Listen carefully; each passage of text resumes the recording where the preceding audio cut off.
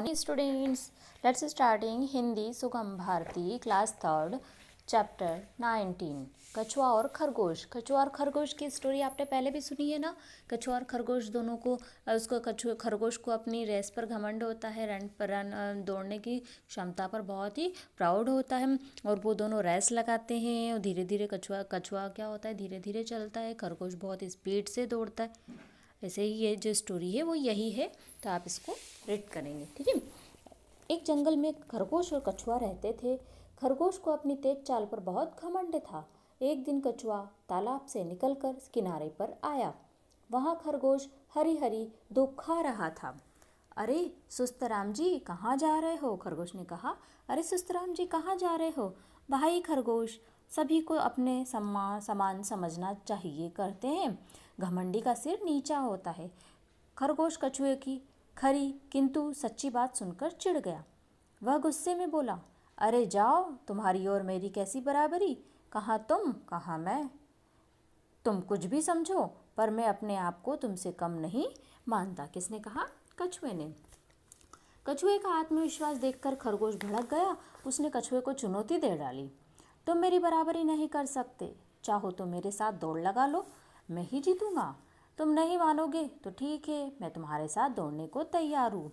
खरगोश और कछुए ने अपना लक्ष्य निश्चित किया। जो सबसे पहले जंगल के बीच बरगद के पेड़ तक पहुँचेगा, उसकी जीत होगी। ठीक है, दौड़ आरंभ करते हैं। अब दौड़ प्रारंभ हुई, ठीक है। नेक्स्ट पेज पर आइए। दौड़ आरंभ हुई। खरगोश 3 छलांगों में ही आगे निकल गया। कछुआ धीरे धीरे चल रहा था। कुछ दूर जाकर खरगोश ने पीछे मुड़कर देखा तो कछुआ कहीं न दिखा।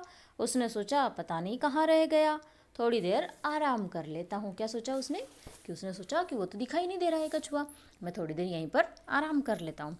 खरगोश एक पेड़ की छांव में बैठ गया। बैठे बैठे उसे कब नींद आ गई पता ही नहीं चला।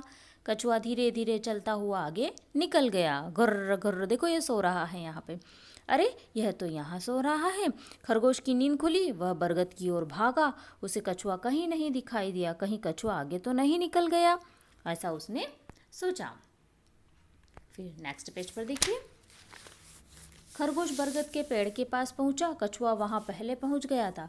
खरगोश का सिर लज्जा से झुक गया। देखो रेस समाप्त हो गई और कौन जीत गया?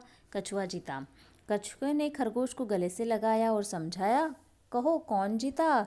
कछुए भाई, मुझे क्षमा करो, आज से तुम मेरे मित्र हुए। घमंड और आलस्य दोनों हमारे शत्रु हैं, हमें इनसे दूर रहना चाहिए। तुम ठीक कहते हो, कभी भी प्राउड नहीं करना चाहिए।